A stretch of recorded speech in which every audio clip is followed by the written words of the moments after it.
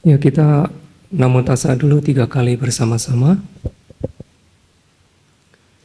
Namo Tassa Bhagavato Arahato Samma Sambuddhassa.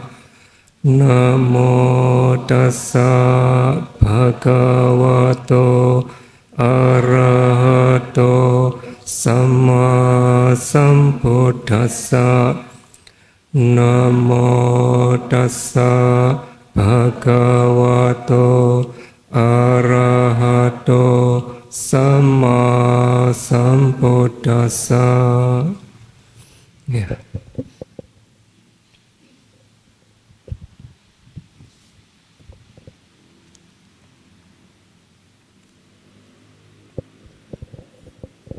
Iya, nah hari ini, pagi ini, hari terakhir yang sebetulnya hanya saudara bermeditasi hanya tadi pagi saja.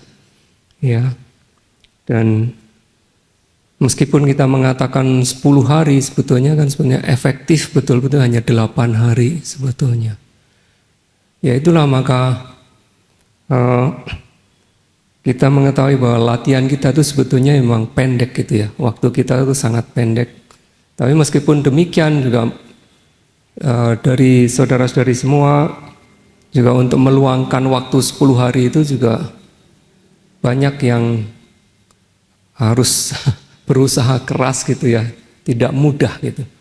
Dan bukan hanya di sini saja, dimanapun juga sekarang untuk menyelenggarakan retret katakanlah untuk yang lebih panjang itu mengalami kesulitan karena kondisi kita sekarang itu dikejar seperti ya, dikejar untuk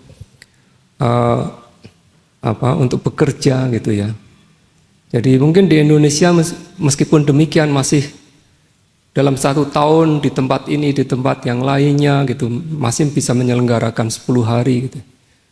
Ya, saya tinggal di Jepang gitu ya, untuk menyelenggarakan, belum pernah saya menyelenggarakan 10 hari itu belum pernah. 1 minggu pun hanya 1 kali itu pun juga harus betul-betul di Golden Week disebut, mereka ada Golden Week liburan begitu. Selain itu ya kadang-kadang hanya 3 hari itu pun sudah sangat sulit sekali untuk mengumpulkan orang gitu. Ya. Mereka harus cuti, meninggalkan kerjaan itu sangat sulit sekali. Nah, ya kita harus mensyukuri sebetulnya, meskipun secara efektif 8 hari, kita harus mensyukuri bahwa kita bisa berlatih. Apapun keyakinan kita, ya seperti yang beberapa waktu yang lalu saya katakan, ya meskipun kita mengikuti apa yang diajarkan Buddha, tetapi meditasi itu sendiri sebetulnya bukan karena agama Buddha dan lain sebagainya, bukan karena itu. Ya, jadi meditasi ini adalah suatu cara sebetulnya yang diajarkan kebetulan oleh Buddha sendiri untuk mencapai kebebasan itu, agar kita betul-betul bebas.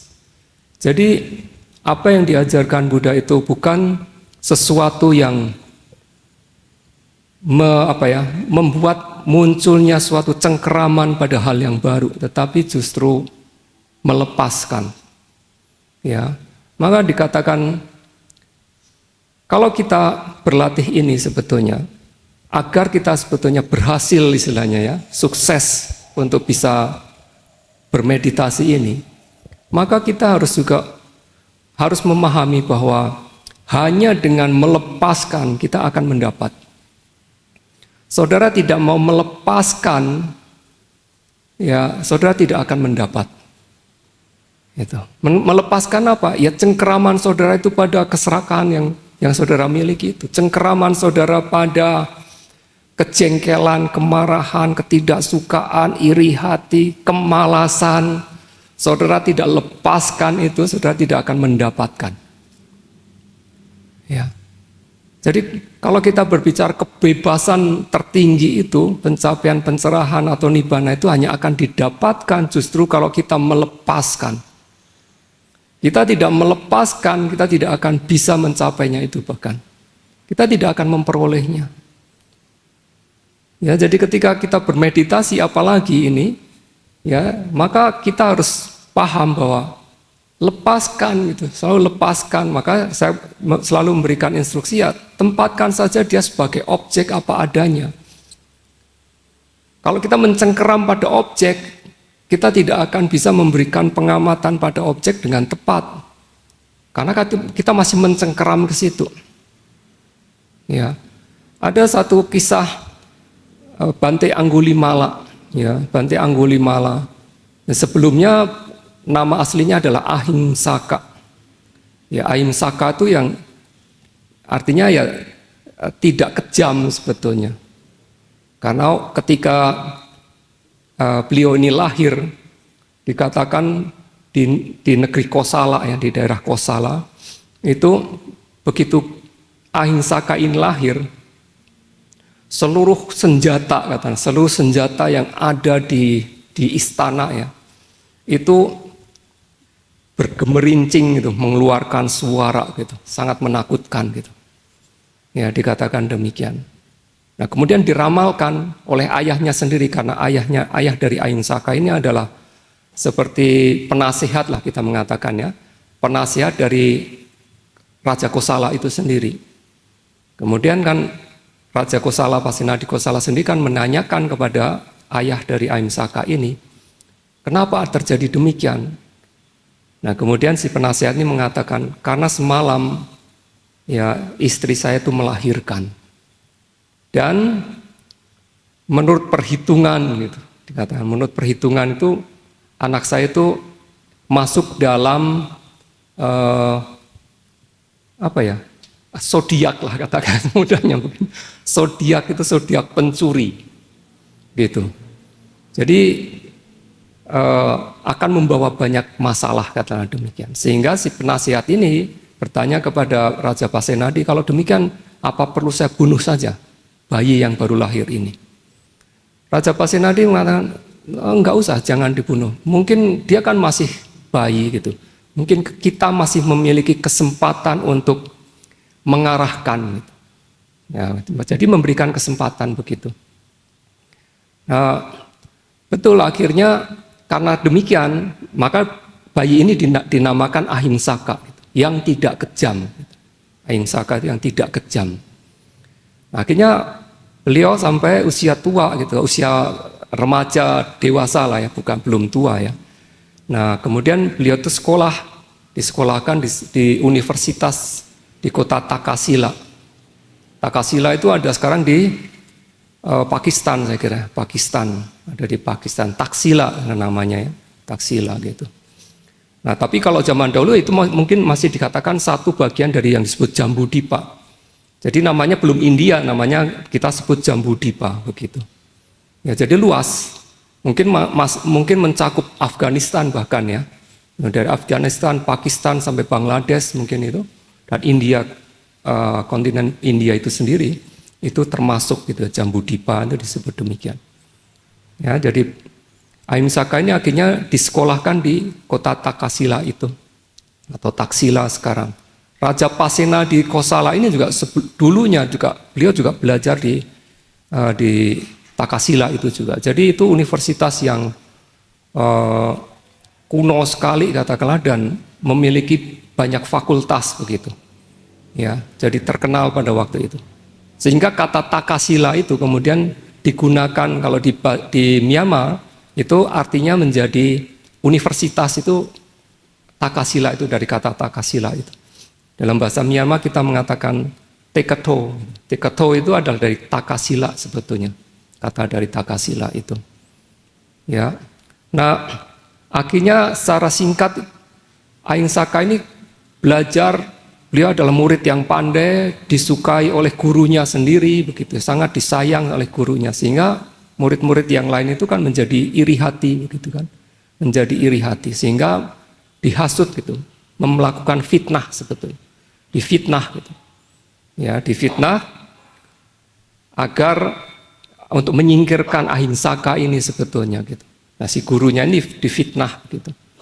Akhirnya si gurunya ini untuk menyingkirkan murid kesayangannya ini karena sudah terhasut demikian, ya, karena terhasut ya, ingin menyingkirkan dengan cara apa, bahwa kamu ini kan murid saya, kamu sudah memiliki, saya sudah mengajarkan kamu sudah memiliki bekal ilmu yang sedemikian banyak, kamu harus memberikan suatu rasa apa, gratitude gitu, rasa terima kasih kepada saya gitu. Oh iya tentu saja, Ahinsaka mengatakan demikian. Apa? Saya menginginkan 1000 jari gitu kan. Saya menginginkan 1000 jari. Jadi 1000 jari itu dari satu orang, satu jari. Inginkan begitu. Nah, akhirnya Ahinsaka berpikir, kok demikian gitu. Apa tidak ada yang lain? Oh tidak ada. Si guru bilang tidak ada. Hanya saya menginginkan jari ya masing-masing satu dari 1000 orang, demikian. Sehingga karena kepatuhannya itu, ya maka Ahinsaka ini akhirnya yaitu mulai melakukan pembunuhan itu. Ya membunuh orang-orang hanya untuk mengambil satu jarinya. Begitu. Nah, itu dilakukan gitu, dilakukan terus-menerus demikian gitu. Sampai secara singkat katakanlah akhirnya beliau itu Ahinsaka ini akhirnya disadarkan lah bahwa beliau itu sebetulnya melakukan kesalahan gitu ya, melakukan kesalahan ketika untuk menggenapi yang jari yang ke-1000 itu, pada waktu itu Ahinsaka itu berpikir siapapun yang datang ke tempat dia bersembunyi untuk membunuh itu, siapapun juga akan saya bunuh.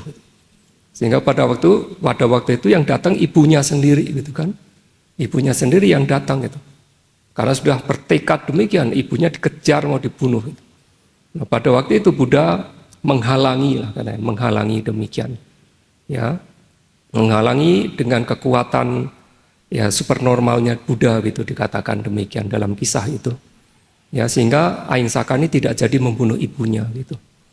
Nah, kemudian setelah disadarkan oleh Buddha ini, Ahinsaka ini kan kemudian menjadi seorang biku bahkan gitu. Menjadi seorang biku. Nah, ketika menjadi seorang biku karena dia itu sudah membunuh sekian banyak orang gitu, maka setiap kali beliau ini pergi berjalan pindah cara mengumpulkan dana makanan itu ya, seringkali ya, beliau ini ya dipukulin, sering dipukulin dan lain sebagainya, sehingga pada suatu ketika itu mungkin dipukul parah gitu ya, sampai patahnya itu pecah gitu, kepalanya bocor sampai begitu gitu, sampai parah gitu. Ya, hanya Buddha mengatakan, ya kamu beruntung sebetulnya. Kalau akibatnya sekarang itu beruntung, kalau kamu tidak jadi demikian, kamu dengan perbuatan yang kamu lakukan itu selama ini, kamu terjatuh ke alam rendah, siksaan yang kamu akan dapatkan itu jauh lebih mengerikan. Ya.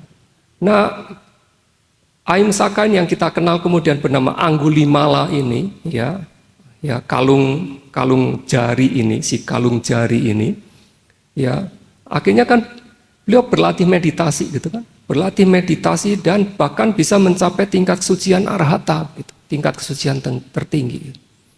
Jadi meskipun bahkan dalam waktu yang belum terlalu lama beliau itu sebagai seorang pembunuh istilahnya, tetapi kalau kemudian beliau menjalankan sila moralitas ini, menjaga moralitasnya ini dengan baik, ya memperbaharui lah sebetulnya begitu, kemudian berlatih meditasi vipassana itu, maka kemungkinan untuk mencapai tingkat-tingkat kesucian itu akan terjadi begitu. Jadi kalau kita melihat Bante Anggulimala itu, ya cengkeramannya itu tidak ada gitu. Ya, beliau tentu saja sangat ingat sekali bagaimana dia membunuh satu orang dengan yang orang lainnya dengan cara yang kejam misalnya dan lain sebagainya, hanya untuk mendapatkan jari. Orang-orang yang dibunuh itu tidak memiliki kesalahan apapun juga. Ya, tidak memiliki kesalahan apa. Hanya ketika melewati tempat persembunyiannya Ahinsaka itu, ya dia dibunuh begitu saja. Hanya untuk diambil jarinya. Ya, jadi sebetulnya ingatan itu ada gitu. Tetapi cengkeraman untuk membunuhnya itu sudah tidak ada. Jadi kalau demikian pula kalau kita berlatih meditasi ini, ya cengkeraman itu harus dilepaskan, disingkirkan istilahnya demikian.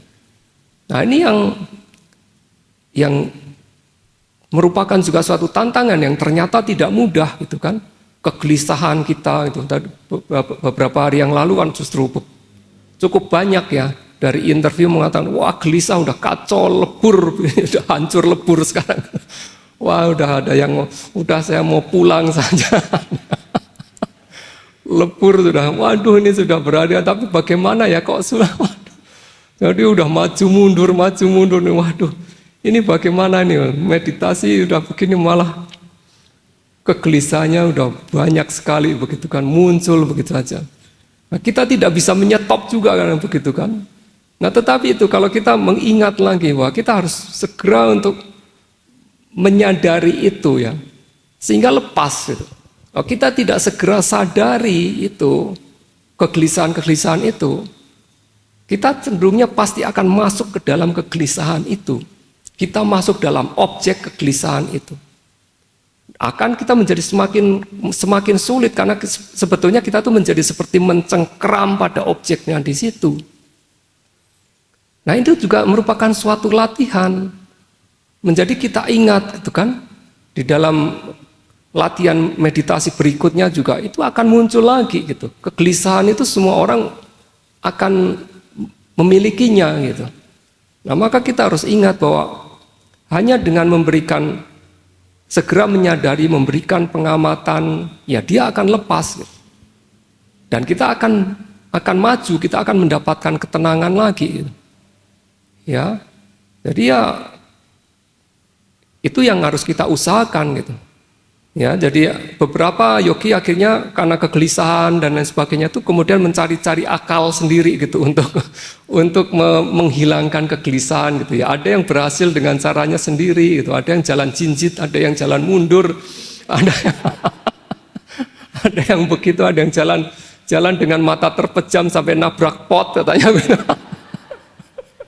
Dengan caranya sendiri macam-macam gitu. Ada yang lihat bunga teratai, ada yang ya. Jadi sebetulnya itu ya membuat distraksi untuk mengalihkan perhatian saja sebetulnya.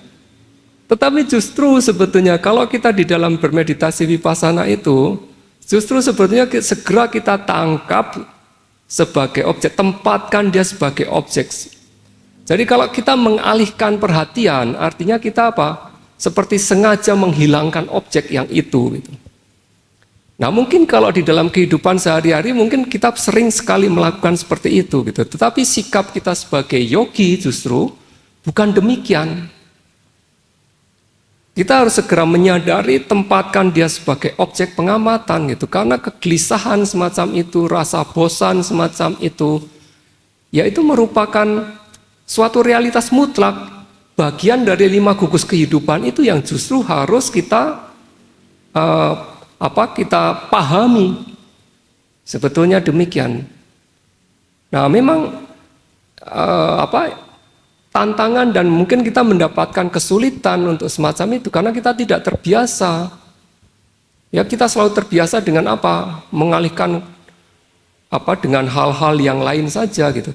Tidak pernah kita di dalam kehidupan sehari-hari itu untuk coba melihat realitas mutlak itu tidak ada. Seperti yang pertama kali saya mengatakan bahwa kita itu selalu hidup di dalam konsep, dunia konsep semuanya. Dari kita lahir sampai sekarang ini, sampai nanti kita mati, kita lahir di dalam dunia konsep. Kita tertutup oleh konsep semuanya. Maka untuk melihat realitas mutlak ini menjadi sesuatu yang sangat sulit begitu. Sampai harus menyempatkan waktu di sini 10 hari, sakit-sakit duduk di sini gitu kan, sampai ngantuk dan lain sebagainya, semuanya harus dihadapi demikian. Hanya untuk melihat realitas mutlak itu. Tetapi kalau kita berhasil melihat realitas mutlak itu, maka cengkeraman kita ini pada 5 gugus kehidupan ini akan lepas. Nah, ini yang akan membawa kita pada perkembangan kematangan vipassana kita ini dan perkembangan kematangan dari spiritual kita ini sebetulnya. Ya. Jadi ini betul-betul spiritual yang murni, yang kita kembangkan ini adalah spiritual yang murni, demikian gitu. Ya, bukan karena kita mendengar, bukan karena kita diberikan janji-janji tertentu dan lain sebagainya, kemudian baru kita oh ya demikian, bukan, tapi kita melihat langsung, merasakan langsung, mengalami langsung. Dan ini menjadi satu hal yang membuat keyakinan kita itu menjadi tidak akan tergoyah. Kenapa? Kita memiliki keyakinan yang berbeda-beda gitu kan, dan yang tadinya kan, oh saya memeluk agama Buddha, pindah ke agama Islam, ke agama Kristen. Yang agama Kristen atau Islam pun juga pindah, ada yang ke agama Buddha, ke agama ini, selalu pindah kemana-kemana. Kenapa? Karena mereka hanya mendengar saja. Ketika oh ya kah, itu logis sekali gitu, oh ya pindah, gitu, hanya begitu saja. Tapi mereka tidak benar-benar melihat yang sesungguhnya. Nah di sini Vipassana itu kita betul-betul berusaha mengembangkan untuk melihat realitas mutlak itu yang sesungguhnya itu begitu. Bukan dalam taraf konsep lagi, tetapi betul-betul suatu realitas mutlak yang kalau terbentuk itu menjadi konsep ini, konsep makhluk hidup ini. Ya. Maka dengan demikian, karena kita melihat langsung, mengalami langsung, merasakan langsung, ya, sehingga kita lepas keinginan untuk bebas dari 5 gugus kehidupan ini menjadi dorongan yang kuat. Dan karena kita melihat sendiri, mengalami sendiri, merasakan sendiri, ya kita tidak goyah, keyakinan kita itu tidak goyah bahwa saya ini sudah di dalam jalan untuk menuju kebebasan di situ. Ya. Nah, semacam itu kenapa kita harus berlatih Vipassana itu demikian gitu. Ya. Nah, maka seperti yang 2 hari yang lalu saya katakan, untuk melihat anicca, dukkha dan anatta, ketidakkekalan, penderitaan atau ketidakmemuaskan dan ketanpa intian ini, ya, dikatakan di situ, di dalam kitab ulasan terutama dikatakan, kalau kita melihat salah satu dari karakteristik umum ini, misalnya kita melihat ketidakkekalan, maka dikatakan kita juga sebetulnya memahami 2 yang lainnya. Kita memahami apa yang disebut dukkha, apa yang disebut anatta, dikatakan demikian. Kalau kita melihatnya dari dukkha itu sendiri, maka kita juga memahami anicca dan anatta, dikatakan demikian. Ya. Nah, namun demikian pemahaman itu harus dibuktikan, istilahnya harus didapatkan atau didapatkan dengan pengamatan, hanya dengan pengamatan pada 5 gugus kehidupan ini, bukan pada hal-hal lain yang bersifat konsep, tidak bisa begitu. Ya, nah itu yang memang tugas kita sebagai seorang yogi itu memang demikian gitu. Kita harus secara bertahap dengan latihan kita itu akhirnya kita betul-betul bisa melihat bahwa yang disebut anicca, ketidakkekalan itu adalah kita melihat kemunculan dan kelenyapan itu. Kemunculan dan kelenyapan. Kita melihatnya harus semakin detail, semakin semakin dalam jarak yang sangat pendek gitu. Maka dikatakan saat per saat itu kita harus bisa melihat kemunculan dan kelenyapan itu, berusaha sampai demikian. Ya, sehingga betul bahwa sesungguhnya itu apa yang kita lihat, yang kita amati itu hanya muncul dan lenyap saja, yang selama ini saya genggam terus-menerus sebetulnya. Yang selama ini saya seperti bisa menguasainya, ternyata tidak, dia hanya muncul dan lenyap saja. Ya, ketika saya melihat muncul dan lenyap terus menerus, akhirnya timbul suatu perasaan kita bahwa oh ternyata dalam kehidupan kita ini sebetulnya kita tuh hanya ditindas oleh kemunculan dan kelenyapan saja. Itu yang disebut dukkha, itu semacam itu. Ya, jadi dari anicca, ketidakkekalan, kemunculan dan kelenyapan itu, kita melihat bahwa itu suatu kemunculan dan kelenyapan itu adalah suatu penindasan sebetulnya. Ya, suatu bentuk penindasan menyebabkan kita tuh ya ingin dorongan untuk lepas, untuk bebasnya itu juga menjadi semakin kuat sebetulnya. Dan juga kita melihat bahwa kita tuh tidak memiliki kekuatan pengendalian atau kita tuh menguasai sebagai Tuhan, menguasai terhadap 5 gugus kehidupan ini. Kita tidak memiliki kekuatan untuk itu gitu. Ya. Itulah maka kalau kita melihat demikian, maka kita mengatakan bahwa segala sesuatu yang berkondisi itu, ini bukan milikku. Ya. Kita tidak bisa memilikinya karena dia lepas terus, dia lenyap terus gitu. Kalau ini milikku, kita bisa menggenggamnya dia gitu. Ya. Dia selalu bersama dengan kita, nyatanya tidak gitu. Nyatanya dia lepas terus, hancur semuanya gitu. Lebur semuanya. Jadi ini bukan milikku. Dan ini bukan aku, dikatakan demikian. Ya, ini juga bukan aku. Bukan aku itu sebetulnya bentuk kesombongan sebetulnya. Oh, ini aku gitu loh. Ini milikku itu adalah karena keserakahan. Ini aku itu adalah karena kesombongan ini. Ya, ini berkenaan dengan anatta atau yang disebut bukan aku, tiada inti, itu sebetulnya demikian. Ini bukan milikku, ini bukan milikku. Ya, ini bukan aku, ini bukan diriku. Ya, bukan diriku juga dengan bukan diriku itu adalah pandangan tentang kalau ini diriku, ini adalah pandangan salah tentang aku itu, tentang atta itu, keberadaan atta ini. Tapi ini bukan diriku.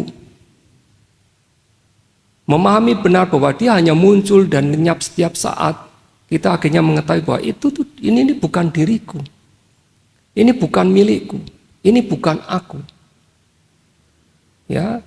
Jadi akhirnya kita menyingkirkan di situ, menyingkirkan yang disebut nafsu keserakahan kita ini, menyingkirkan tentang kesombongan kita ini, menyingkirkan tentang pandangan salah kita ini. Jadi itu adalah karena pemahaman kita tentang yang disebut anatta itu demikian. Ya. Nah, maka di bagian sutta itu, di bagian sutta bagian terakhir, katakanlah, sebetulnya justru panjang tapi hanya pengulangan saja. Ya, seperti yang dulu saya mengatakan juga, ketika seseorang ini akhirnya dapat memberikan pengamatan, ya, memberikan pengamatan pada 5 gugus kehidupan yang tunduk pada kemelekatan ini sebagai tidak kekal, penderitaan, penyakit dan lain sebagainya itu, maka ada kemungkinan bagi dia, bagi yogi ini untuk merealisasikan pencapaian tingkat kesucian yang pertama yang disebut sotapati. Sotapati itu adalah tatarannya. Ya, individu yang mencapainya itu disebut sotapanna. Ya, jadi yang memasuki arus, kalau individunya disebut individu pemasuk arus. Jadi karena dia masuk dalam arus orang suci, arus orang mulia. Ya, nah dia akan bisa merealisasikan itu. Jadi objeknya tidak akan lepas dari 5 gugus kehidupan itu. Jadi selalu harus diingat bahwa dalam vipassana objeknya itu 5 gugus kehidupan itu. Bentuknya yang macam-macam dan yang dari katalah selama saudara berlatih di sini, ya tentu saja ada yang baru dan lain sebagainya sehingga masih kesulitan untuk membedakan ini realitas mutlak dan ini konsep gitu. Ya, seringkali demikian, terutama dalam bentuk-bentuk pikiran itu. Itulah mengapa akhirnya dari saudara ketika melakukan terjadi kegelisahan ketika bermeditasi, ada pikiran dan lain sebagainya, saudara masuk ke dalam bentuk pikiran itu, bermain dengan pikiran itu, bermain dengan kegelisahan itu, karena belum bisa membedakan antara realitas mutlak dengan konsep realitas konvensional lah sebetulnya begitu. Ya, bisa kita mengatakan yang mudah begitu. Ya.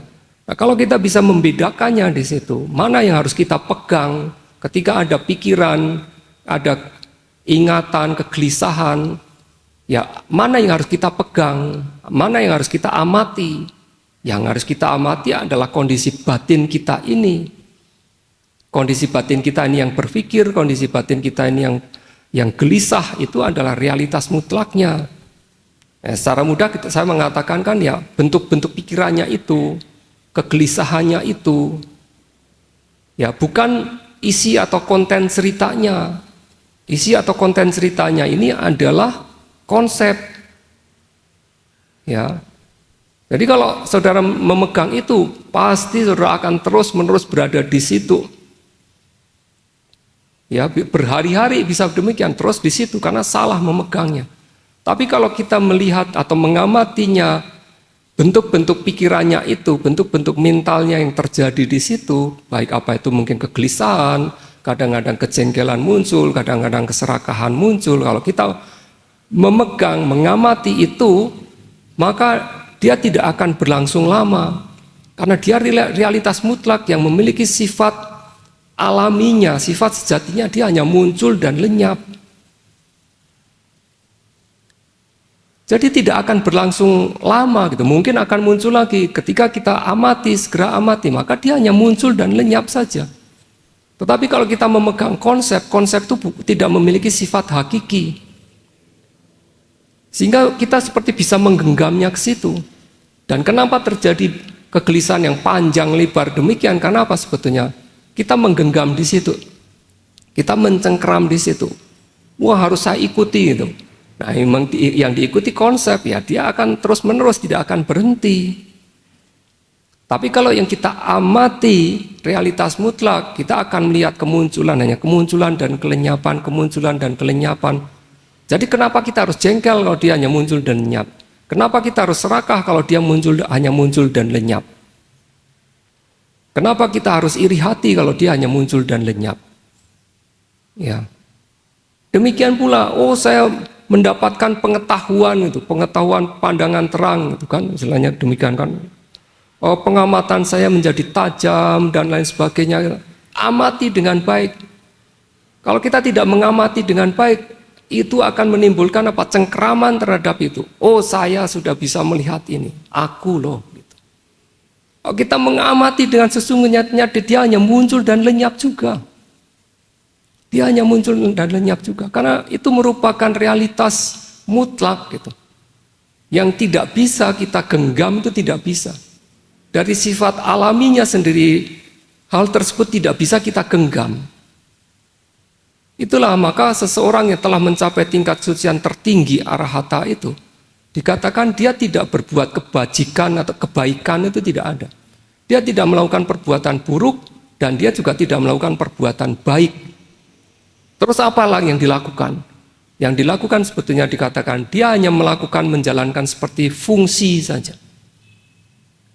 Jadi ada 3 kata. Ya, di dalam bahasa Pali terlebih dahulu ada disebut akusala, ini adalah perbuatan dalam bentuk akusala kama, misalnya suatu perbuatan buruk, perbuatan tidak bermanfaat. Kusala adalah yang bersifat baik, yang bersifat bermanfaat. Satu lagi yang disebut kiriya. Kiriya itu adalah hanya fungsi. Maka Buddha atau murid-muridnya yang telah mencapai tingkat sucian arahata itu saja, ya, bukan yang mencapai tingkat sucian pertama, kedua, dan ketiga, tidak. Tetapi hanya para arahanta. Mereka ketika melakukan sesuatu, mereka tidak melakukan perbuatan buruk, jelas pasti tidak melakukan. Ya, tetapi mereka juga tidak melakukan perbuatan baik. Kusala ini mereka tidak melakukan. Apa yang mereka lakukan adalah bentuk yang disebut kiriya. Dia hanya menjalankan fungsi. Kalau kita melakukan perbuatan bersifat akusala, buruk, tidak bermanfaat, maka akan menyebabkan kita terjatuh. Ya, kita melakukan perbuatan-perbuatan baik, ya banyak dari kita kemudian mengakumulasi perbuatan baik.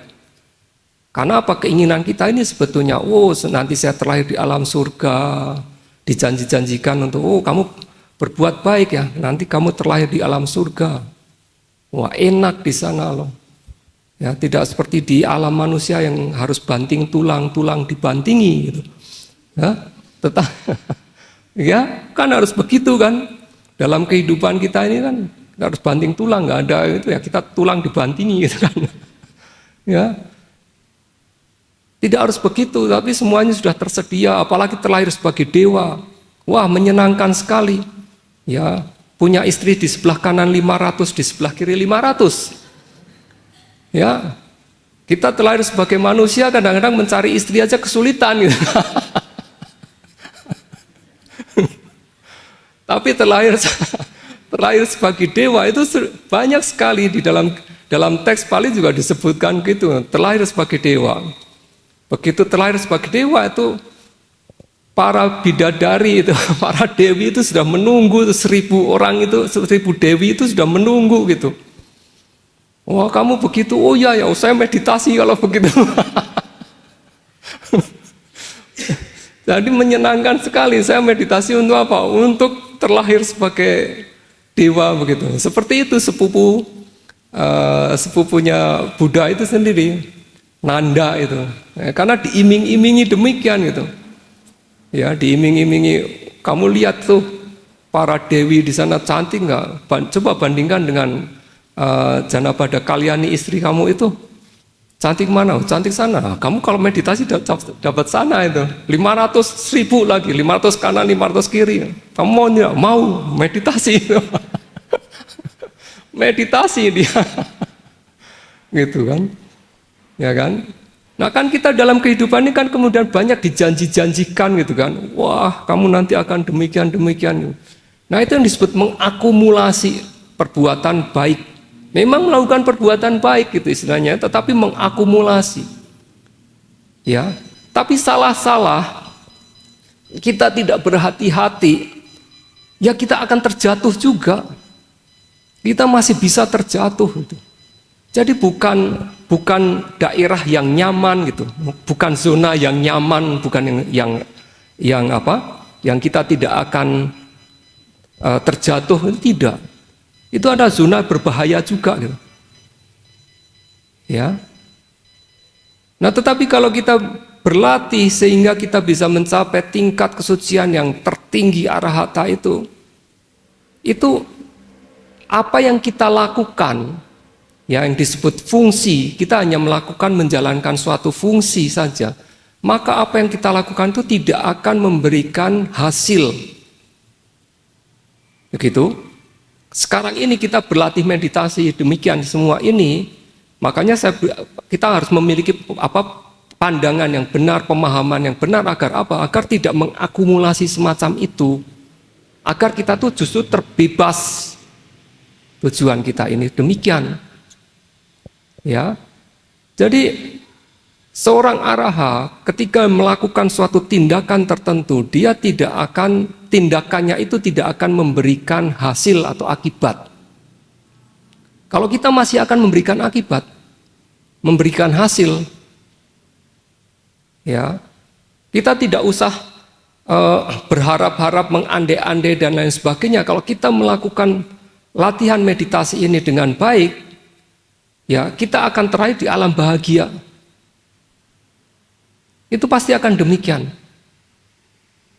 Apalagi kan kita selalu mengembangkan pandangan yang benar, pemahaman yang benar terhadap objek kita ini yang sesungguhnya itu. Maka kita tidak akan mengakumulasi. Kalau kita tidak memberikan pengamatan yang tepat pada objek, maka kita akan mengakumulasi, bahwa 5 gugus kehidupan itu sebagai atta. Itu pandangan tentang atta itu kan demikian kan. Jadi akhirnya saya bisa memilikinya kok, ini adalah aku kok, ini adalah diriku, sehingga menyebabkan timbulnya pandangan salah. Ya, tetapi kalau kita memberikan pengamatan yang tepat pada objek, maka kita tidak akan menjadi mencengkram itu. Kita tahu betul bahwa ini bukan milikku, ini bukan aku, ini bukan diriku. Mengetahui dengan pasti seperti demikian.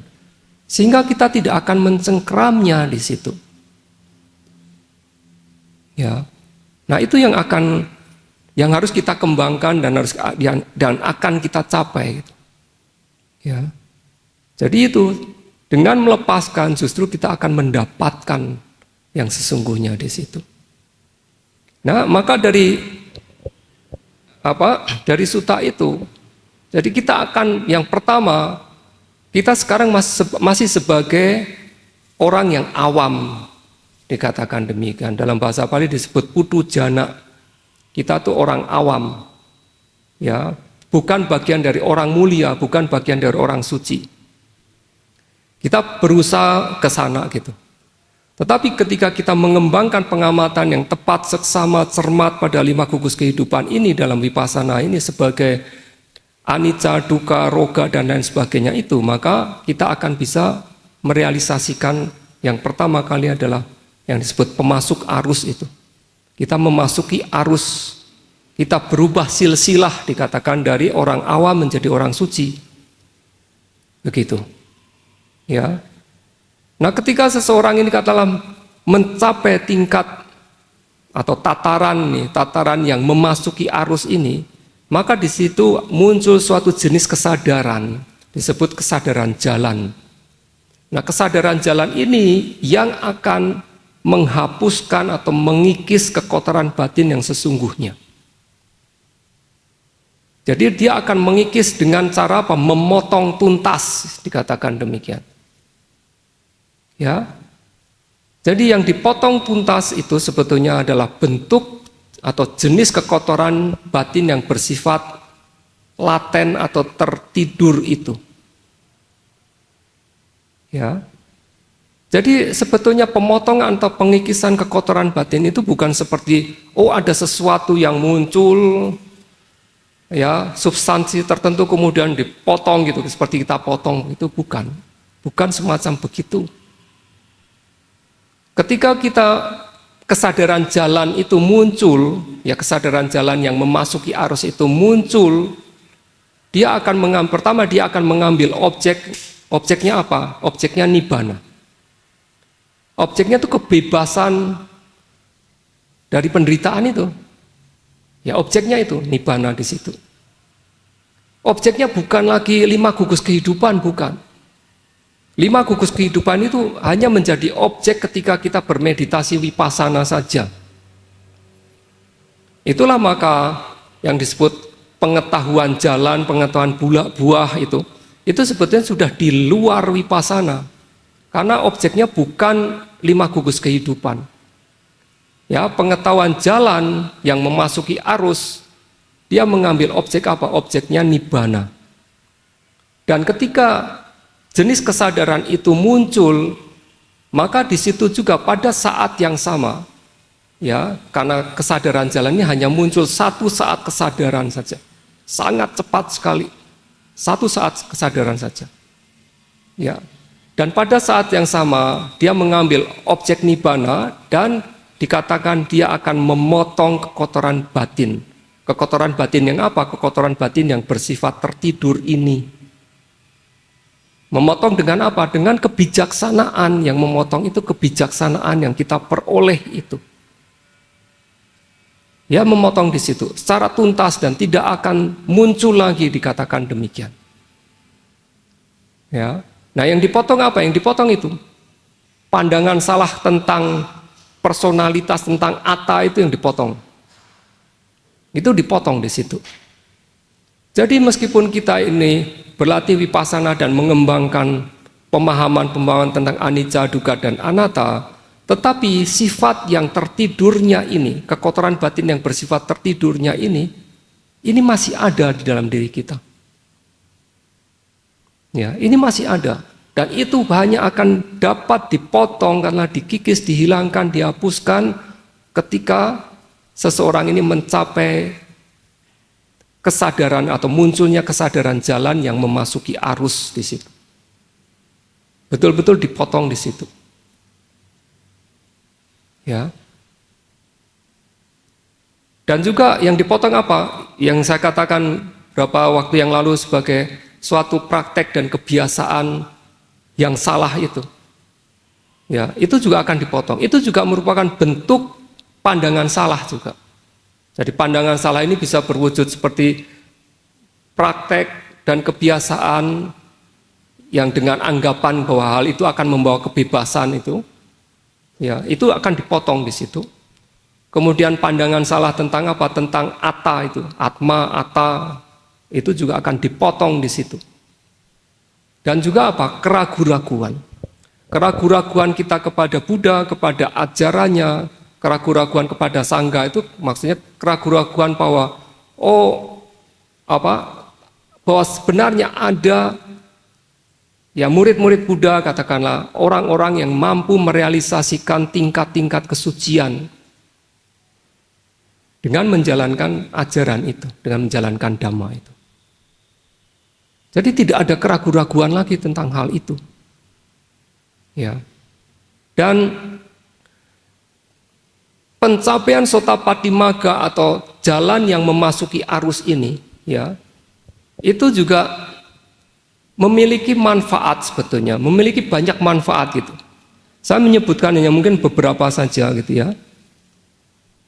Manfaat sebetulnya, anisamsa itu adalah manfaat di sini. Kadang-kadang diterjemahkan sebagai seperti berkah gitu.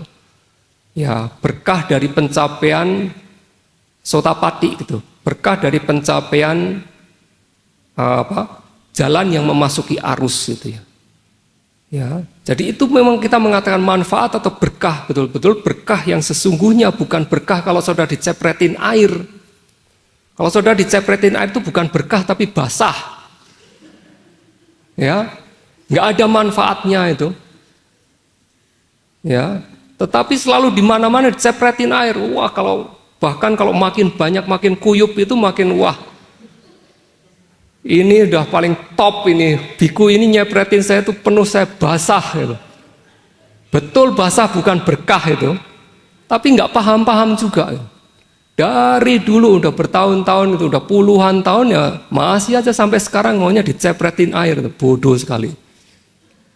Nggak sadar-sadar juga gitu. Maka setiap kali ada upacara demikian ya sekarang pemberkahan gitu, cepretin ya. Jayanto cepret ya. Terus saja begitu. Ya.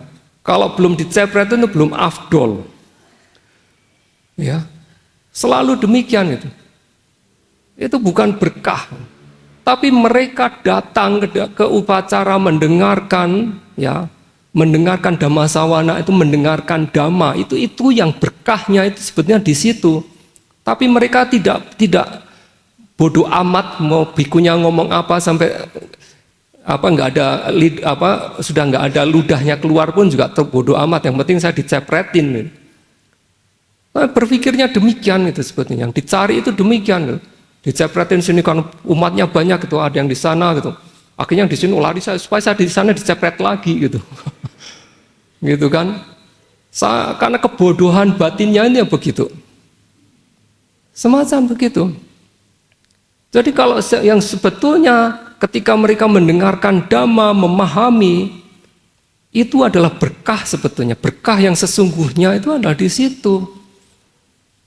Ya, nah ini sekarang dalam latihan meditasi, saudara berlatih meditasi, demikian saudara punya kesempatan bahkan dari katakanlah jutaan orang, hanya di sini hanya sekian ini yang memiliki kesempatannya adalah berkah. Saudara mendapatkan berkah, saudara bisa berlatih. Betul itu berkah. Ya, bukan basah lagi. Ini benar-benar berkah gitu. Ya. Dan apalagi kalau kita di sini dapat merealisasikan atau mencapai tingkat kesucian yang pertama, ini betul-betul berkah, manfaat yang sesungguhnya. Ya, manfaatnya apa? Pertama dikatakan, kalau kita mencapai tingkat kesucian semacam itu, kita akan dikatakan, kita dalam istilah di kitab ulasan dikatakan, kita tuh mengeringkan lautan samsara. Ya, kita mengeringkan lautan yang disebut lautan kelahiran dan kematian yang tidak ada ujungnya ini. Ya. Samsara itu awal mulanya itu tidak tahu. Kita tidak akan bisa melihat katakanlah mengetahui awal mula gitu. Bukan awal mula dari alam kehidupan ini simsalabim abradagadabra muncul gitu. Tidak seperti begitu. Maka dikatakan dalam ajaran Buddha dikatakan bahwa awal mula itu kita tidak bisa tahu sebetulnya. Terus menerus bahwa ini akan terbentuk dan akan hancur gitu. Tapi kehancuran itu bukan berarti akhir dari segalanya. Dia masih akan muncul lagi, akan terbentuk lagi, alam semestanya akan terbentuk lagi, akan hancur lagi, terbentuk lagi, hancur lagi. Tidak akan ada habisnya.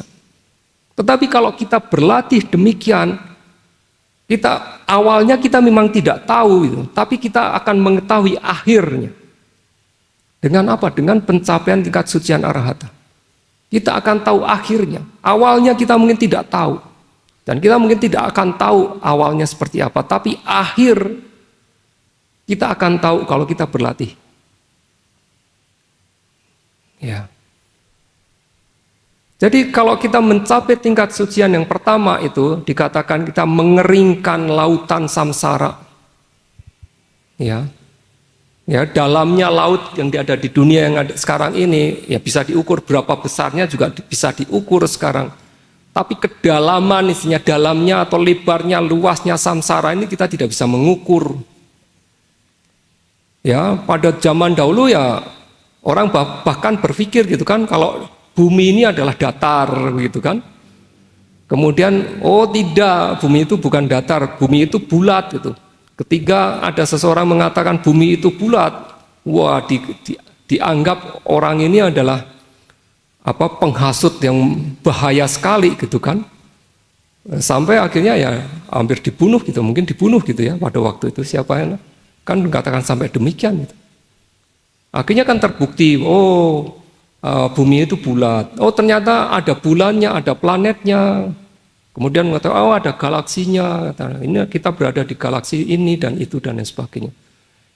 Dulu berpikir hanya satu ini, ternyata dengan kemajuan teknologi bukan. Ini tuh hanya bagian kecil dari alam semesta ternyata gitu. Tapi mereka secara ilmu mereka belum bisa menghitung berapa banyak. Ya, tetapi di ajaran Buddha sudah dikatakan gitu, ketika Buddha membabarkan Dhamma Cakkappavattana Sutta itu bahkan dikatakan sampai berapa? 10.000 alam semesta itu sebetulnya hanya ungkapan untuk menunjukkan bahwa banyak itu bukan pas persis 10.000 itu bukan demikian sebetulnya. Tapi hanya menunjukkan bahwa alam semesta itu sebenarnya tidak terukur. Gitu, sedemikian luasnya. Ya. Nah, itulah seperti lautan samsara itu ya. Demikian kita tidak bisa mengukur begitu. Awal mulanya tidak bisa mengukur. Tapi akhir dari samsara ini kita bisa kita dapatkan sebetulnya. Dengan apa? Dengan latihan semacam ini. Tanpa latihan ini kita tidak tahu, tidak akan pernah mencapai akhir dari situ. Jadi kalau kita berlatih ya kita menuju pada akhir dari situ. Akhir dari samsara, akhir dari perputaran kelahiran dan kematian kita yang tidak ada ujungnya ini akhirnya dapat dihentikan akhirnya. Ya. Sehingga seseorang yang terlahir sebagai yang mencapai tingkat sucian Sotapati itu pemasuk arus itu, maka dikatakan dia hanya akan maksimum terlahir 7 kali lagi. Ya, di alam indriawi. Kalau dia terlahir di alam Brahma yang materi halus dan lain sebagainya, itu masih bisa berkali-kali. Sebetulnya demikian. Jadi kalau kita di dalam kehidupan ini mencapai tingkat sucian yang pertama tadi, maka kita itu yang seharusnya kalau tidak berlatih, kalau kita tidak mencapai itu, kita masih berada di samsara ini yang seperti tidak pernah ada habisnya. Tetapi kalau kita mencapainya, maka dikatakan hanya 7 kali kelahiran lagi di alam indriawi. Pasti kita akan bisa merealisasikan tingkat kesucian yang tertinggi. Dikatakan demikian. Ya. Namun demikian ada beberapa kasus gitu ya, beberapa kasus yang kemelekatan terhadap kehidupannya itu memang masih kuat. Seorang yang mencapai tingkat sucian pertama tadi, kan dia memang memotong pandangan salah itu, dan memotong keraguan-raguan di situ. Dan juga memotong katakanlah kemungkinan kita jatuh ke alam apaya itu juga dipotong sudah. Maka seorang yang mencapai tingkat sucian sotapati di situ, pemasuk arus, maka dia tidak akan dapat terlahir di alam rendah, itu tidak akan terjadi. Ya, tidak akan terjadi di situ. Ya. Namun demikian, bukan berarti seorang sotapati itu sudah mampu memotong tentang keserakahan atau kemelekatan pada kehidupan, belum dipotong di situ. Sifat yang menyebabkan dia terjatuh di alam rendah itu sudah dipotong, tapi kesenangan, cengkramannya dia, kemelekatannya dia pada kehidupan itu masih ada, Sehingga itulah di dalam kitab ulasan diberikan contoh seperti Anatapindika. Anatapindika adalah umat awam yang dalam kehidupannya sudah mencapai tingkat kesucian yang pertama tadi. Kemudian ketika meninggal, dia terlahir di alam tusita, surga tusita, dikatakan demikian. Tetapi karena kemelekatannya pada kehidupan, kesenangannya pada kehidupan itu, maka dikatakan Anatapindika ini bukan berarti 7 kali kemudian akan mencapai tingkat kesucian tertinggi, tidak. Jadi rupanya ya seperti Anatapindika, kemudian Wisaka macam itu, ya Saka sendiri, Dewa Saka sendiri juga dikatakan demikian. Mereka ini masih akan mengembara di alam kehidupan ini. Jadi 4 alam rendah ini memang mereka tidak akan jatuh di situ. Ya, nah mereka akan cenderungnya ke alam-alam yang lebih tinggi. Ya, alam dewa itu kan ada di kosmologi Buddhis ada 6 gitu kan. Ya, ada 6, tetapi alam Brahma materi halus masih ada alam Brahma tanpa materi di situ. Ya, masih ada 20 lagi di situ. Mereka mungkin masih mengembara kalau dari satu alam Brahma ke alam Brahma yang lainnya terus menerus di situ. Ya, mereka masih lama sekali. Jadi 7 kali itu hanya kelahiran di alam indriawi, tetapi kalau mereka terlahir di alam Brahma itu sudah di luar hitungan lagi. Nah, dikatakan di kitab ulasan itu ya, mereka masih suka mengembara rupanya, masih menyenangi kehidupan semacam itu. Kemelekatannya pada kehidupan itu belum bisa mereka singkirkan. Ya, maka mereka mengembara, masih akan mengembara waktu yang lama sekali, masih di dalam perputaran samsara itu lagi. Ya, itu bisa terjadi demikian gitu. Ya.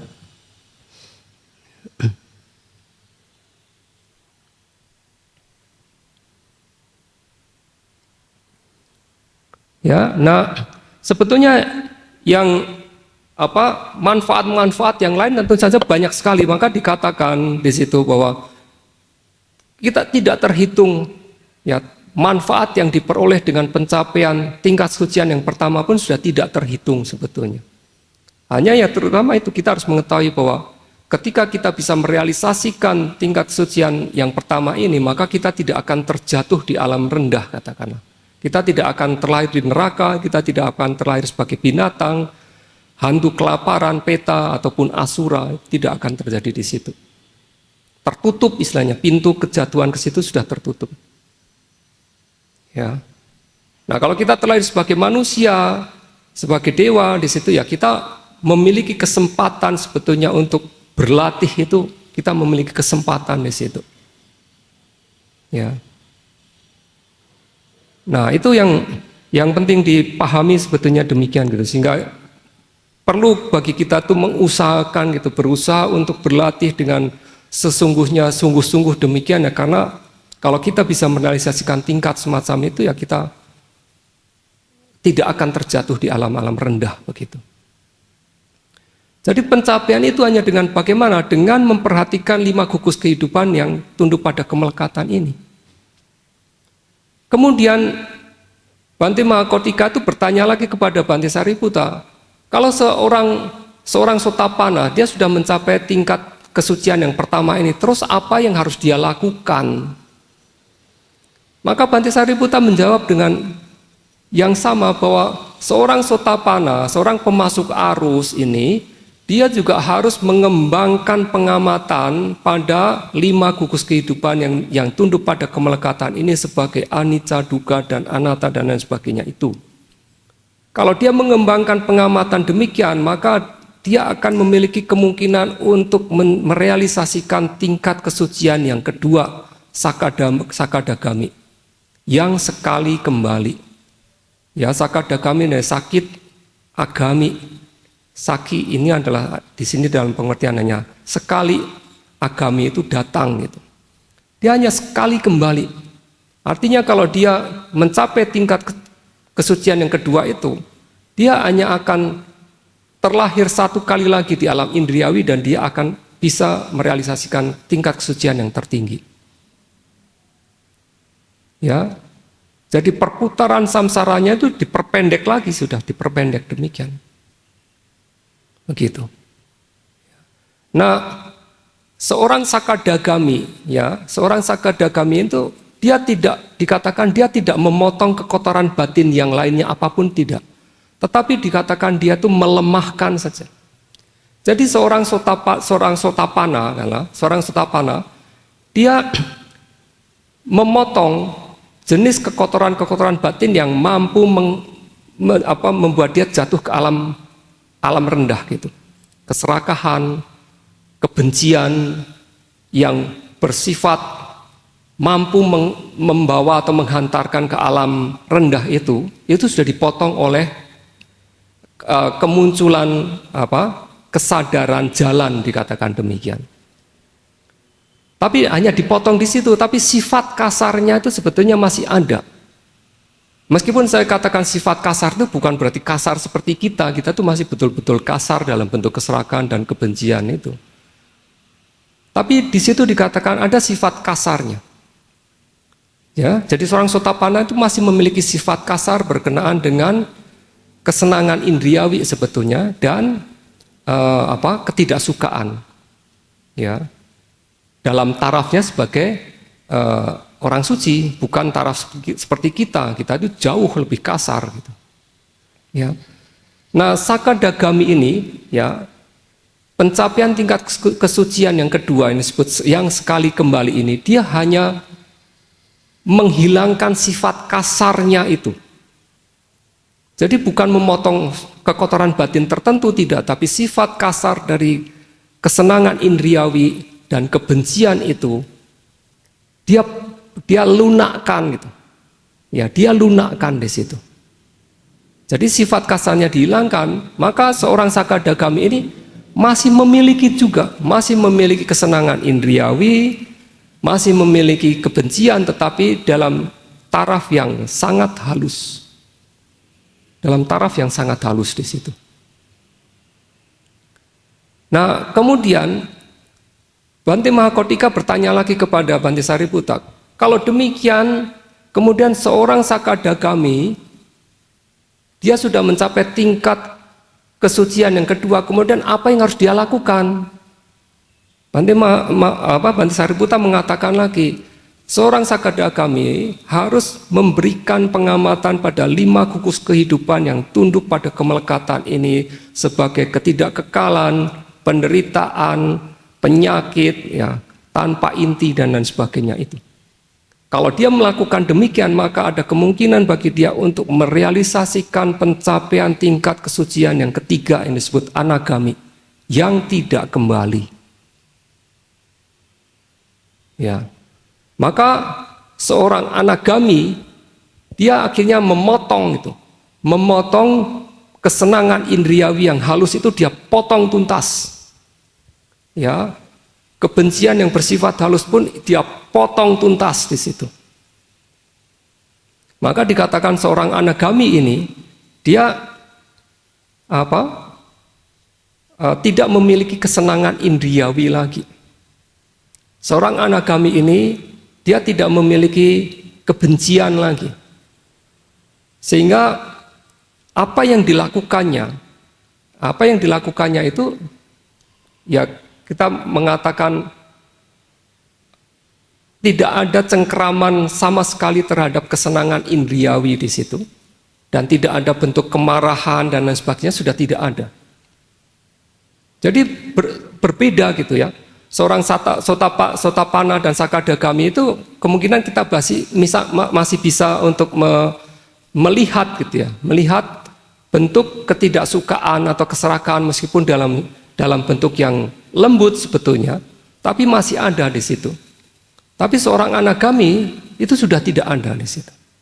Tetapi meskipun seorang anagami ini sudah mampu menuntaskan katakanlah kesenangan indriawi, tapi dia juga masih ada bentuk kesenangan, keserakahan tentang apa? Tentang kelahiran lagi di alam materi halus sebagai rupa Brahma ataupun arupa Brahma. Masih ada. Dia masih ada di situ. Dia belum bisa menuntaskan di situ, belum bisa. Ya.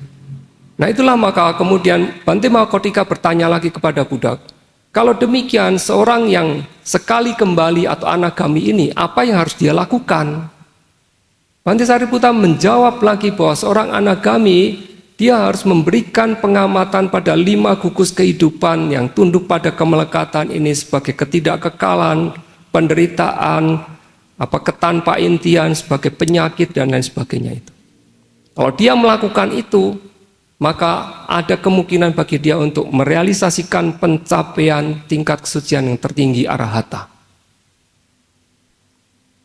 Kalau dia mencapai tingkat kesucian arahata, maka seluruh kekotoran batin yang masih tersisa itu, ya, kesenangan atau kemelekatan pada kehidupan Brahma materi halus, Brahma tanpa materi, itu dihilangkan oleh seorang arahat. Seorang arahat juga dikatakan menghilangkan mana kesombongan. Jadi mana atau kesombongan itu salah satu kekotoran batin yang ternyata sulit sekali dipotong ternyata. Hanya bisa dihilangkan oleh pencapaian tingkat kesucian tertinggi. Ya. Ternyata demikian sulitnya gitu. Kemudian juga udaca ini adalah bentuk kegelisahan. Bentuk kegelisahan ini juga hanya akan dapat dipotong, dihilangkan sepenuhnya dengan pencapaian tingkat kesucian arahata. Jadi dari kata-kata itu kita mengetahui bahwa seorang Sotapana, seorang Sakadagami, seorang Anagami, mereka masih memiliki bentuk kegelisahan. Tapi ya, saya katakan juga jangan dibandingkan kegelisahan seperti kita. Itu. Jadi tetap mereka masih memiliki di situ. Seorang anagami untuk mencapai tingkat kesucian anagami yang tidak kembali ini, di situ sebetulnya dibutuhkan kestabilan, betul-betul tingkat konsentrasi yang stabil sebetulnya. Kalau kita melihat dari kata-kata ini, maka seolah-olah kita berpikir bahwa di situ sudah tidak ada kegelisahan. Ya, tetapi masih ada kegelisahan sebetulnya. Dalam taraf yang lembut sekali itu masih ada kegelisahan. Ya. Jadi kegelisahan itu salah satu yang sulit dihilangkan, ternyata demikian. Ya. Dan tentunya adalah awija atau kebodohan batin kita ini sebagai akar yang menyebabkan kelahiran kita ini juga karena awija itu salah satunya itu, ya, itu baru akan dapat dituntaskan, dipotong secara tuntas oleh pencapaian tingkat kesucian tertinggi arahata. Ya, jadi pencapaian tingkat kesucian itu adalah sebetulnya bertahap memotong kekotoran-kekotoran batin di situ. Tidak bisa kekotoran batin kemudian semuanya langsung tuntas, semuanya dipotong dengan pencapaian tingkat kesucian yang pertama, ternyata tidak gitu. Ya, kalau kita melihat seperti kesenangan indriawi itu, ya, kesenangan indriawi yang dapat membawa kita pada kejatuhan ke alam rendah, itu dipotong oleh Sotapati. Ya, sifat kasarnya katakanlah dilunakkan oleh Sakadagami tingkat kesucian yang kedua. baru bisa dipotong tuntas oleh tingkat kesucian yang ketiga. Sedemikian sulitnya bagi kita untuk memotong, menuntaskan, menghilangkan kesenangan indriawi kita ini sebetulnya. Ya, tapi kemudian juga jangan saudara kemudian, ya kalau gitu saya wajar loh, kalau saya masih menyukai ini, iya wajar, tetapi ya jangan kebangetan gitu kan ya. Ya, makanya itu kita berlatih gitu, kita berlatih ya untuk memberikan pengamatan ketika kita melihat makanan misalnya, makanan yang kita sukai gitu kan kecenderungannya begitu. Itulah maka di dalam aktivitas meditasi aktivitas sehari-hari, daily activities kan harus saudara amati. Kan saya selalu katakan beberapa aktivitas sehari-hari amati dengan tepat, dengan detail sekali. Waktu makan gitu amati. Ketika saudara melihat makanan, itu akan segera ada bentuk keserakahan kita terhadap makanan yang kita sukai sebetulnya. Saudara harus bisa mendeteksi itu. Begitu saudara melihat, ya ada kesadaran melihat, saudara pahami, kemudian muncul keserakahan pada makanan yang itu. Itu dorongannya kuat sekali di situ sebetulnya. Dan mudah sebetulnya untuk ditangkap, tapi banyak yang terlewat di situ. Tidak memperhatikan di situ. Padahal saya sudah katakan amati detail di situ. Kalau saudara mengamati betul detail setiap apa yang terjadi dari fenomena batin yang muncul ketika kita melihat, kita akan bisa mendeteksinya. Ya. Nah, demikian gitu. Jadi keserakahan kita ini pada hal-hal yang kita sukai ini membuat kita tuh mencengkramnya, menggenggamnya, kita akan mengejarnya di situ. Pada hal-hal yang tidak kita sukai, kita cenderungnya apa? Untuk menghilangkannya segera gitu. Membuangnya gitu. Itu juga cengkeraman kita untuk segera lepas dari situ, lepas dalam pengertian jauh-jauh dari situ gitu. Belum dalam bentuk pencapaian tertentu, hanya kita seperti penolakan saja. Ya, sesuatu yang kita tidak sukai, kita cenderungannya menolaknya saja, ingin menolak saja. Itulah ketika kita ada kejengkelan misalnya muncul, kita berikan pengamatan dengan tepat, maka kita melihat suatu seperti energi seperti untuk menolaknya itu kuat di situ. Perhatikan dengan baik di situ. Ketika saudara memberikan perhatian dengan baik, saudara akan melihat sebagai kemunculan dan kelenyapan juga di situ. Melihat lagi di situ. Keserakahan kita ini, kemelekatan kita pada makanan dan lain sebagainya juga dia hanya muncul dan lenyap juga di situ. Sama demikian. Ya, itulah maka di dalam aktivitas sehari-hari saudara memberikan pengamatan yang detail itu juga manfaatnya sangat besar sekali dalam pencapaian, dalam memperoleh pengetahuan pandangan terang. Jadi bukan hanya dalam sikap duduk saja, bukan demikian. Dalam sikap kita berjalan juga kita akan bisa mendapatkan pengetahuan. Ya, dalam aktivitas sehari-hari pun juga kita mampu untuk mendapatkan pemahaman tentang 5 gugus kehidupan itu sebetulnya. Ya, jadi itulah sepanjang kita berlatih meditasi ini dari katakanlah pagi sampai malam hari itu, kalau kita memberikan pengamatan dengan baik, maka ya kita akan merasakan sendiri progres kemajuan kita ini sebetulnya. Kita akan merasakan sendiri. Mungkin saudara tidak memahami ini disebut apa, mungkin tidak gitu. Tapi saudara merasakan sendiri. Akan merasakan sendiri di situ. Ya. Ya. Jadi itulah bahwa pencapaian tingkat kesucian itu, ya, pencapaian tingkat kesucian itu hanya bisa dicapai dengan pengamatan pada 5 gugus kehidupan yang tunduk pada kemelekatan itu. Ya, seorang sotapana untuk meningkat, untuk masuk lagi ke dalam, untuk mencapai tingkat kesucian kedua, harus kembali kepada wipasana mengamati 5 gugus kehidupan yang tunduk pada kemelekatan. Ya, seorang sakadagami ketika untuk mencapai tingkat kesucian ketiga anagami, kembali dia harus memberikan, masuk ke dalam wipasana, memberikan pengamatan pada 5 gugus kehidupan yang tunduk pada kemelekatan lagi. Untuk mencapai tingkat kesucian arahata juga demikian, dia kembali mengembangkan wipasana lagi. Apa yang dilihat? 5 gugus kehidupan yang tunduk pada kemelekatan lagi. Melihatnya di situ terus. Nah kemudian Bhante Mahakodika bertanya, kalau seorang arahata, seorang araha, kemudian apa yang dia lakukan kan dia sudah selesai, sudah mencapai tingkat kesucian tertinggi. Bhante Sariputta mengatakan, seorang araha juga tetap harus memberikan pengamatan pada 5 gugus kehidupan yang tunduk pada kemelekatan itu, dikatakan demikian. Untuk apa ya? Untuk pencapaian sebetulnya, untuk mendapatkan suatu bentuk kebahagiaan, ketenangan di kehidupan ini. Karena dia sudah mencapai tingkat kesucian tertinggi, ketika dia meninggal, karena disebut bahwa mereka itu tidak akan terlahir lagi. Tetapi sepanjang kehidupannya, ketika dia melewati kehidupannya itu, mereka akan mampu melaluinya dengan ketenangan batinnya, itu tidak akan bergolak lagi. Itu tetap harus dijaga di situ, dengan latihan di situ. Ya, jadi bahkan seorang araha, bahkan kalau kita mampu merealisasikan tingkat kesucian tertinggi, bukan berarti kita berhenti meditasi. Tetap kita mengembangkan wipasana, itu tetap dibutuhkan pengembangan di situ.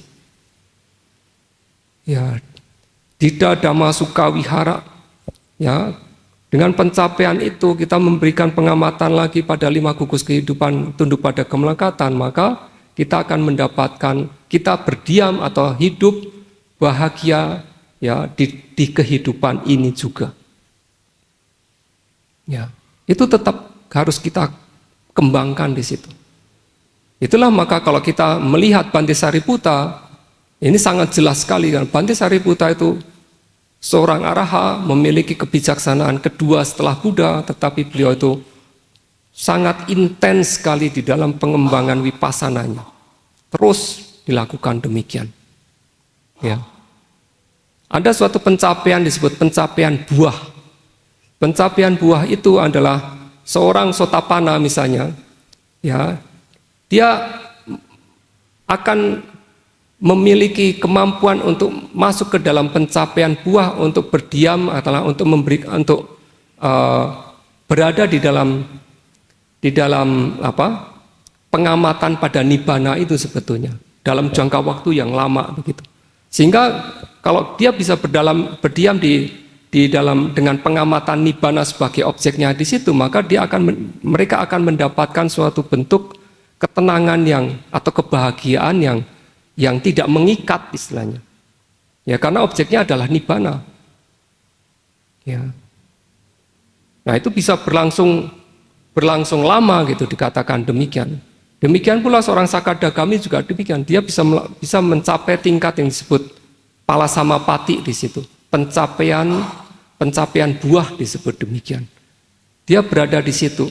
Maka dia di dalam pencapaiannya di situ ya dia betul-betul terbebas dari kekotoran batin yang lainnya, itu dia betul-betul terbebas begitu. Tidak ada beban lah istilahnya. Tidak memiliki beban gitu. Ya, tapi mereka masih mengetahui sebetulnya bahwa pancakanda 5 gugus kehidupan ini kan masih berlangsung. Ya, masih berlangsung, dia mengetahui di situ. Ya. Ya, maka seorang araha juga demikian. Mereka masuk ke dalam pencapaian buah di situ. Ya, mencapai di situ, mereka berada di dalam kediaman atau kebahagiaan nibbana, dikatakan demikian. Ya, bahagia dalam pengertian dia bebas dari kekotoran batin di situ, berada di situ. Ya, jadi suatu tingkat pencapaian yang biasa dicapai, dimasuki oleh mereka yang oleh orang-orang Arya, orang suci demikian. Kita tidak bisa mencapainya di situ. Ya, itu sering dilakukan demikian, gitu. Ya, untuk bebas dari ketika kita berhubungan, ya, atau ketika para orang suci itu berhubungan dengan sekitarnya, itu kan bagaimanapun juga kan mereka tetap harus berinteraksi gitu. Di situ kan ada bagi mereka itu mereka merasakan sebagai sesuatu apa ya? Sesuatu yang semacam beban lah, kita mengatakan demikian, ya, semacam beban bagi mereka. Karena apa? Kayak masih berinteraksi begitu. Tapi kalau mereka masuk ke dalam pencapaian buah itu, mereka di situ berada dalam kondisi yang bebas dari kekotoran batin di situ. Mereka ketenangan, kedamaian di situ akan mereka rasakan dengan sesungguhnya di situ. Ya, itulah maka dari kita juga yang sering berlatih meditasi vipassana ini, meskipun kita juga mungkin dikatakan belum mencapai tingkat-tingkat kesucian semacam itu, ya, kematangan dari vipassana ini, kematangan dari spiritual yang kita kembangkan ini juga akan menyebabkan kita memiliki sikap, ya, sikap mental kita ini menjadi berubah. Mungkin kita tidak menyukai keramaian dan lain sebagainya, itu akan terjadi pada diri kita. Kita akan berubah. Ya, secara kita tidak sadari itu kita akan meninggalkan hal-hal yang semacam itu. Ya, karena itu menjadi sesuatu yang bising sekali bagi kita gitu. Kita tidak menyukai hal-hal semacam itu. Ketika spiritual kita itu semakin matang, kita akan lebih cenderung pada keheningan. Kita hidup yang hening, kita akan mencari tempat-tempat yang hening yang kondusif bagi kita untuk mengembangkan batin kita ini justru. Ya, itu demikian. Ya. Jadi mungkin dari saudara berlatih meditasi vipassana ini selama ini mungkin merasa kok seperti saya tidak mendapatkan apa-apa dan lain sebagainya gitu kan. Ya, kita tidak bisa mengatakan bahwa ada sesuatu yang tiba-tiba seperti istimewa sekali, luar biasa sekali terjadi bagaimana gitu. Tidak selalu demikian gitu. Maka dalam salah satu sutta di Asijata Sutta, ya, di situ Buddha memberikan suatu perumpamaan. Asijata itu adalah gagang kapak seorang tukang kayu gitu kan. Seorang tukang kayu dia kan menggunakan kapak untuk memotong dan lain sebagainya begitu kan. Nah, ketika gagang kapaknya terbuat dari kayu, ketika dia baru, ya, ketika dipegang itu kan dia merasakan bentuk gagangnya itu seperti bagaimana gitu kan. Dia pakai gitu, bertahun-tahun dia pakai gitu. Tanpa dia sadari, ketika katakan misalnya 10 tahun misalnya, ketika dia memegang gagang kapaknya itu, dia akhirnya menyadari, loh, gagang kapak yang dulu itu seperti hanya polos saja, sekarang kok seperti bentuknya seperti mengikuti jari-jari saya gitu. Sehingga dipegang tuh enak gitu. Ya, jadi itu semacam demikian. Kita berlatih itu mungkin kita tidak menyadari bahwa sebetulnya itu ada bentuk-bentuk kematangan spiritual yang kita dapatkan. Ya, sikap batin kita ini menjadi sikap mental kita ini juga berubah sebetulnya.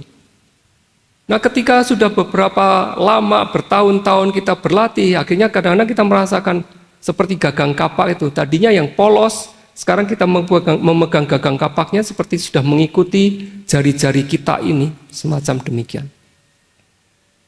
Ya. Nah, itu adalah perumpamaan yang diberikan bahwa ketika kita berlatih, kita tidak bisa langsung mendeteksi istilahnya, oh kita sudah di sini, sudah mencapai ini dan itu. Kita tidak bisa melihatnya di situ gitu. Tetapi kadang-kadang kalau kita introspeksi ya terhadap diri kita sendiri setelah berlatih lama, kita kemudian membandingkan sebelum berlatih dan setelah berlatih bertahun-tahun ini, apakah ada perubahan pada diri kita ini? Tidak, pada sikap mental kita, pada batin kita ini tidak gitu. Ya, itu yang kadang-kadang kita bisa introspeksi diri sendiri saja. Kita bisa melihatnya sebetulnya gitu. Sikap-sikap kita terutama keserakahan, ketidaksukaan, kebencian kita ini berubah tidak gitu. Ya.